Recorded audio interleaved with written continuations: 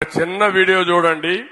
25 MP స్థానాలు మనమే తెచ్చుకుందాం. ఆ తర్వాత ప్రత్యేక హోదా ఎలా రాకుండా పోతుందో కూడా గట్టిగా చూస్తామని చెప్పి కూడా చెప్పండి. మన ప్రభుత్వంలో పూర్తిగా మద్యాన్ని నిషేధిస్తాం అని చెప్పి గట్టిగా కూడా చెప్తాం. నా సిపిఎస్ మనం అధికారంలోకి వచ్చిన వారంలో చేపించేస్తానన్నా. ప్రతి సంవత్సరం జనవరి 1వ తారీఖున ప్రభుత్వ ఉద్యోగాల భర్తీకి క్యాలెండర్ కూడా విడుదల చేస్తాను అని చెప్పి మీ అందరికీ కూడా హామీ ఇస్తా ఉన్నా. 200 యూనిట్ల వరకు మీకు కరెంటు ఉచితంగా ఇస్తామని చెప్పి మీ అందరికీ కూడా చెప్తా ఉన్నా. ప్రాజెక్టు 2021 జూన్ నాటికి కంప్లీట్ చేస్తాము. ఖరీఫ్ 2022 నాటికి నీళ్లిచ్చే పరిస్థితి తీసుకొని వస్తానని కూడా ఖచ్చితంగా కూడా చెప్తా ఉన్నాను. 2023 ఖరీఫ్ కు కల్లా ఈ ప్రాజెక్టు పూర్తి చేస్తామని చెప్పి చెప్తా ఉన్నాను. 2025 ఖరీఫ్ కల్లా ఖచ్చితంగా గోదావరి పోలవరం ప్రాజెక్టు పూర్తి చేసి సమగ్ర సప్లాన్ చట్టాన్ని చట్టబద్ధంగా తీసుకొస్తామని చెప్పి హామీ ఇస్తా ఉన్నాము.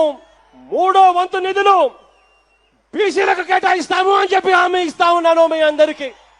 ఇలా ఉట్టి బీసీలకే 139 కార్పొరేషన్లు పెడతామని చెప్పి మీ అందరికీ హామీ ఇస్తా ఉన్నా. పంట వేసే ముందే పలాని రేట్లకు కూడా పలాని రేట్లు అని చెప్పి రేట్లు కూడా ప్రకటిస్తాం. గిట్టుబాటు ధరకు గ్యారంటీ ఇస్తాం. విజయవాడలో క్యాపిటల్ సిటీని పెట్టడం మనస్ఫూర్తిగా మేము ఆహ్వానిస్తున్నాం. ప్రతి కాపు సోదరుడికి నేను ఇవాళ హామీ ఇచ్చి చెప్తా ఉన్నాను.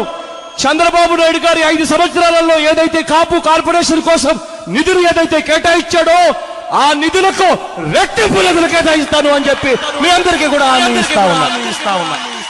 ఇది జగన్ అనే నేను మనం అధికారంలోకి వచ్చిన వెంటనే ఆ చెప్పిన 5,000 కోట్ల రూపాయలను 10,000 కోట్ల రూపాయలు ఇస్తాను అని చెప్పి నేను చెప్పడం మోసమా అని అడుగుతా ఉన్నా. సౌమ్యుడిగా పేరు పొందిన ఎక్స్ ఎంపీని అతి కిరాతకంగా ఇంట్లోకి చొరబడి గొడ్డలి తీసుకొని నరికి అత్యంత దారుణంగా చంపడం అన్నది ఇంతకన్నా దారుణమైన విషయం ఎక్కడా ఉండదు. కరెంటు ఛార్జీలు బాదుడే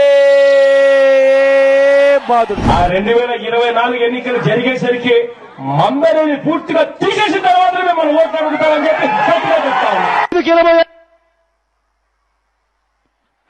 ఏంటమ్మా చూశారా? ఆయన మాటలోనే చెప్పాడు కదా, అన్ని చేశాడా? అన్ని ఆయన చెప్పినట్టు చేశాడా అని మిమ్మల్ని అడుగుతున్నా. చేయలేదంటే చేలు పైకి ఎత్తండి.